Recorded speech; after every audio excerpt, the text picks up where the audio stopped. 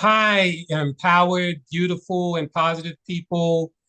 This is Kamal Austin, and today I want to talk about and delve into and learn about how someone has been able to really impact the community in a very positive and impactful way.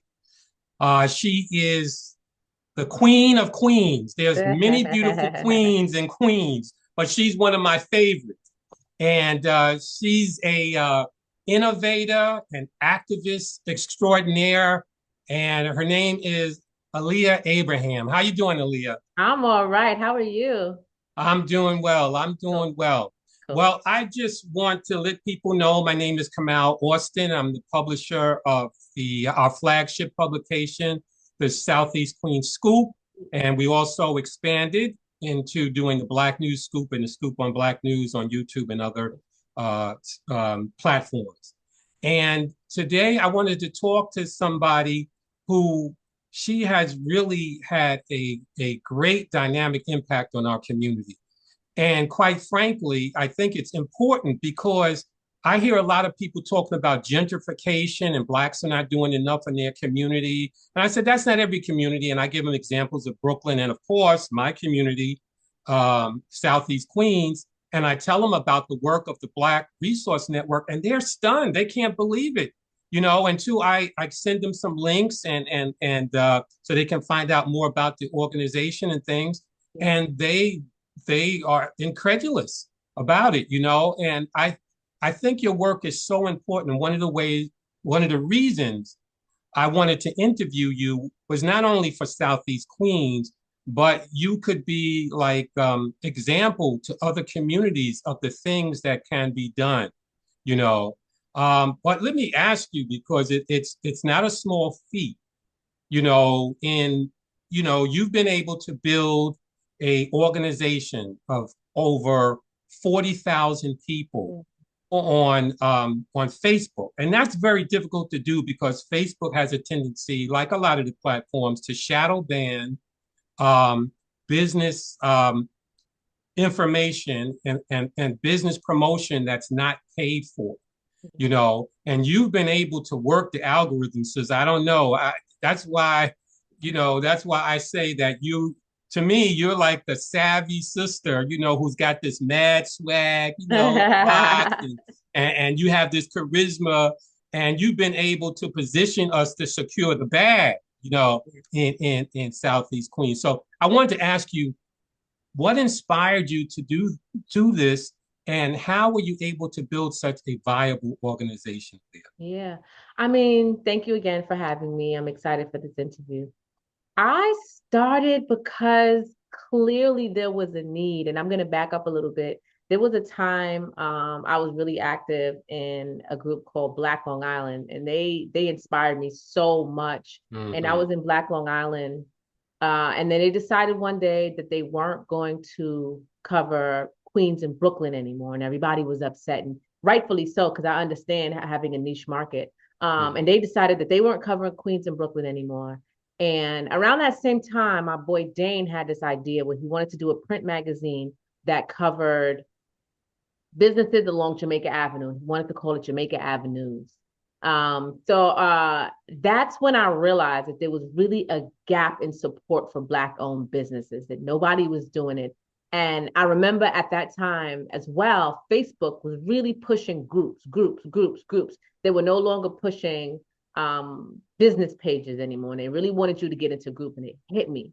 This is what I need to do. And I did it. And I didn't know what I was doing, and I didn't know how it would happen or what would work or what didn't work, or I had social media experience, but I didn't Mm-hmm. have community building in this sense experience, but I knew it needed to happen. And so I put it up. I started it. I just went online and I put up BlaQue Resource Network, and Dane came up with the name. BLA is for Black, QUE is for Queens. And we started. And in the first week we had 300 members, and we've just been growing ever since. And it's Wow. amazing to see how much it's evolved and how people get involved in the BlaQue Resource Network.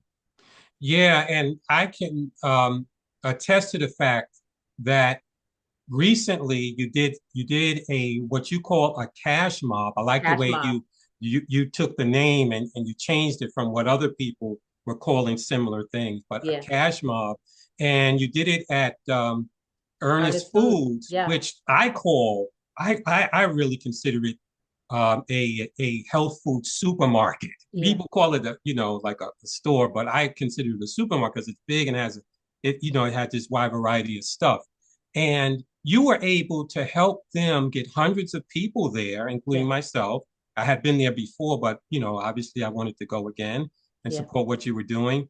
And from what I understand, you helped him make $10,000 in about 2 hours. Yeah. That's amazing. And that's just one thing. You've been doing this for years. You've been doing cash mobs for years, helping businesses locally, get new customers and make money Yeah. in on a specific day in a short period of time. So, mad respect, big ups to you for that. Yeah, as a business person myself, I really appreciate, the things you do like cash mobs, Yeah. but also the things that you are doing in the community that help entrepreneurs, including myself, to promote their businesses. And you're very perceptive. Another thing you've done is you help to celebrate people. Like for instance, recently you did an event for the educators. Yes. How many community organizations really do that Yeah. on social media the way you've done it? Yeah. And I don't know if you remember, but I remember that I was just commenting one time on the BlaQue Resource Network, and the next thing I know, you were honoring me with an award, and I You was like, deserve it. "Wow, she she really, she's really perceptive. Not only perceptive, but you have a lot of obviously empathy and concern about people who are doing positive things in the community. You know, um, Aleeia, can you tell me about maybe a memorable moment, a watershed moment for the BlaQue Resource Network that made you feel like, wow, we've really reached a particular plateau and we're doing well. Yeah, I mean, I'm gonna go back to what you said about Ernest Foods. That day was really special for me, because as you said, we were able to help him generate $10,000 in sales, and it's not only about the money, right? It's Hmm. just about showing the power, the collective action that we can show up and help these businesses, and how much we can accomplish when we come together, because we don't get to come together often. And it's not our only cash mob, but it was probably our most recent, and it's the most we've ever done in sales. So for me, that is a waterworks moment, because Hmm. it really shows that we've grown and that these businesses need the support, and we're here to help, and we're here to do our best to show impact in our community. Right. And I hope you don't mind me sort of digressing a little bit. Um, I, I do promotion across various platforms, right? And different groups in Facebook. And one of the things that I did was speak to the people at Black Long Island so they would include Queens and Brooklyn again.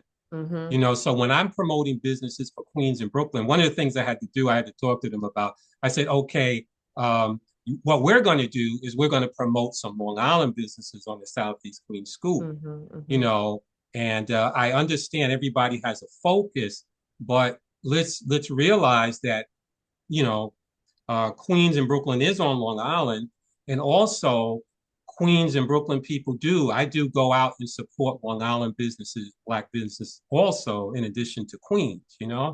So I'm just glad that now I notice with myself and others, they are beginning to put Queens and once in a while some Brooklyn businesses back Yeah. on it again. I love Black Long Island. If there was no Black Long Mhm. Island, there'd be no BlaQue Resource Network. They were what inspired me to start in Queens, because Wow, I never knew that. I yeah, never they knew that.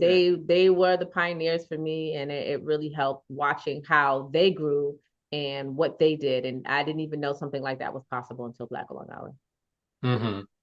Yeah, and a third thing I'd like to give credit to you for is, I talked, I sort of alluded to, the sister who has mad swag, who helps us secure the bag. Also, in addition to the cash mobs, you have things where you have the amazing Ray Reeves who does things on employment and Yeah, helping us to get jobs, yeah, um, and also uh, you have things where you allow people to post their events, yeah, you know. So you're really facilitating business and economic development in the yeah. community. Um, well, another thing I wanted to ask you is what advice would you give? Because I want other people to be encouraged throughout the country to be Sure, encouraged by what you're doing. What advice would you give other people who want to have a similar impact in their community? sure.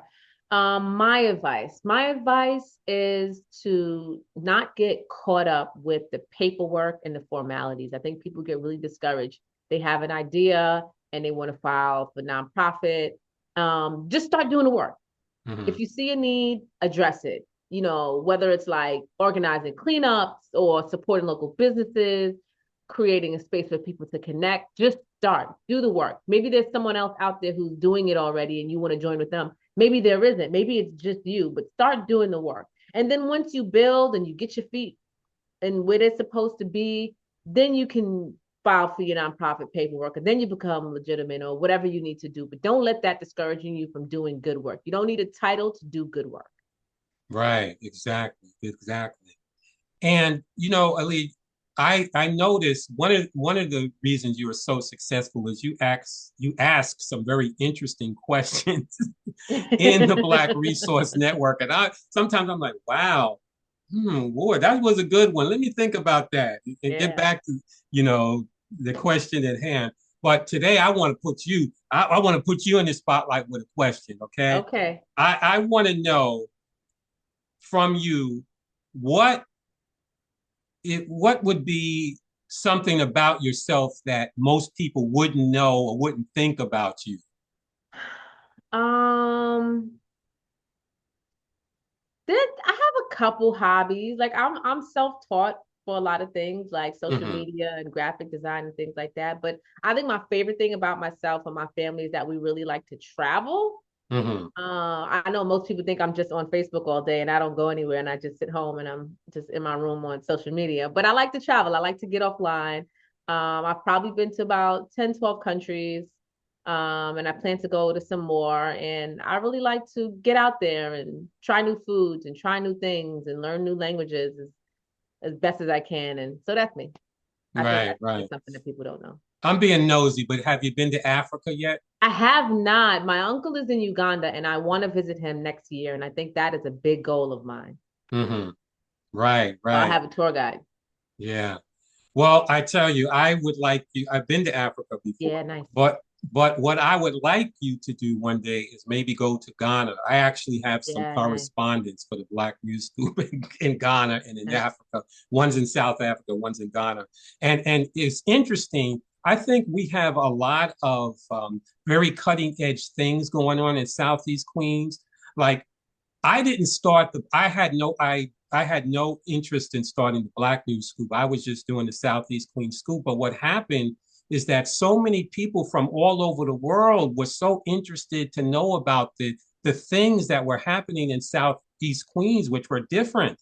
And I started getting people who wanted to be advertisers and sponsors in Oh, Africa and awesome. Canada, all over the world, and and so I said, well, we need to move into starting the Black News Scoop also, but it's there's I don't want to say that people in Queens are built different or Brooklyn are built different or on Long Island, that sounds a little bit much, but there's I don't know. I've heard other people from other places say there may be something in the water. There's something about the ethos in Queens, that you know gets people to work together like this. Because I'm telling you, I just had a big discussion with people the other day, and they were saying, "Oh, blacks are complaining about gentrification and all this stuff. Why don't they clean up their neighborhood? Why don't they do this and do that?" And I started telling them about all the work that you are doing, and they were they were they were quite impressed by it. And it was hard for them to believe. And these were middle class neighborhoods.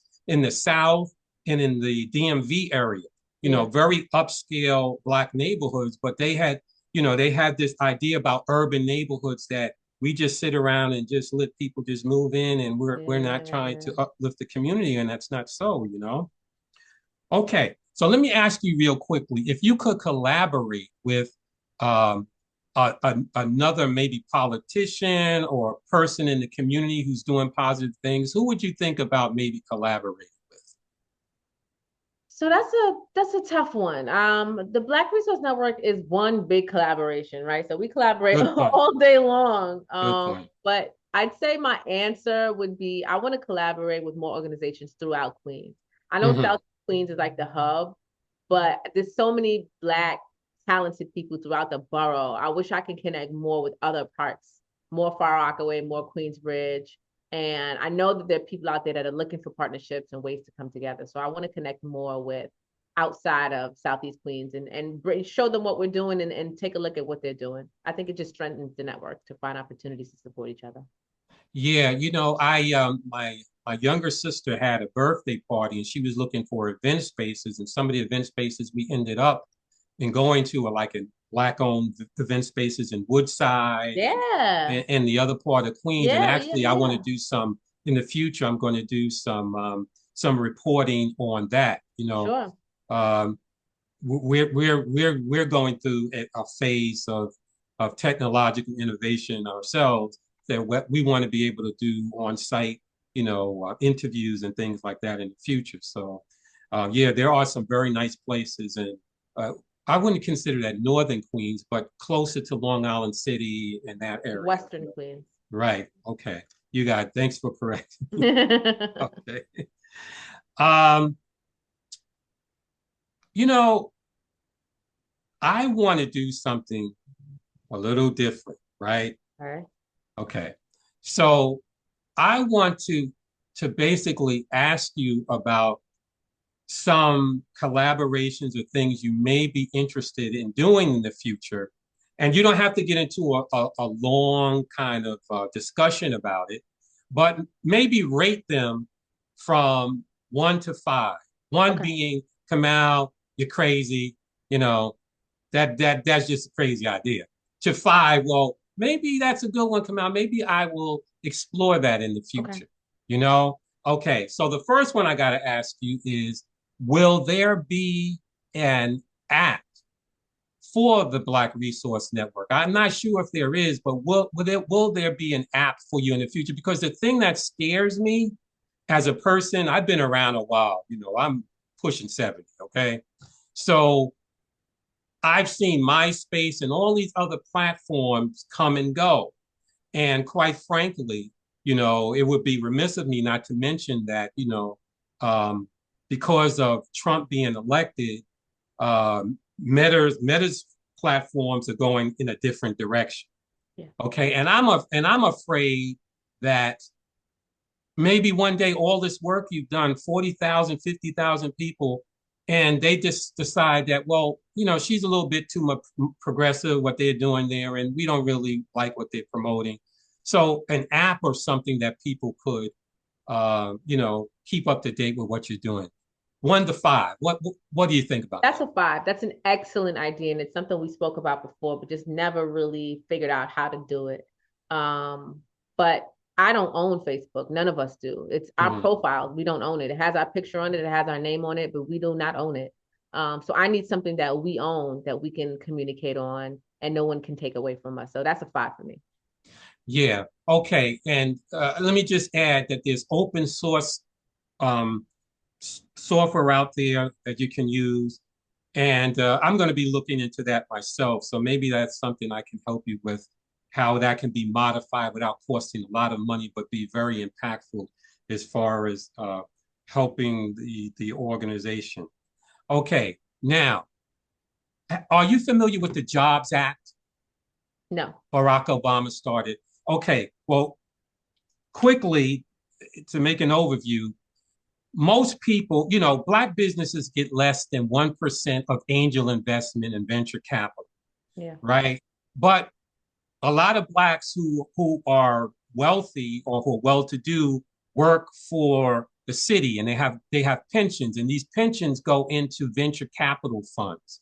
So blacks really have hundreds of billions of dollars into venture capital funds, but very little of that capital comes back to us as far as supporting black businesses. There's only been one black business on the New York Stock Exchange in the whole 250-year history. There's only 8 black businesses on all the stock exchanges now. So I said that to get back to the Jobs Act. It's sort of a funny name. It shouldn't have been called that, but they did that to get it passed. The Jobs Act is when people can invest in businesses. Usually, to invest in a business as an angel investor, they only let you do it if you're worth $1 million. You got to be making $250 a year and have investments for them to let you get in an IPO. And an IPO is when they start a new company and the stocks may be $10. And then the next thing you know, it goes to $50. But the only people they let into that are people who are millionaires or institutional investors like banks, um, uh, insurance companies, things like that. They let them in quick, and that's how they can underwrite what they're doing. But my point is, Barack Obama started something where black people or any person can invest small amounts, $200, $500, and invest in a company.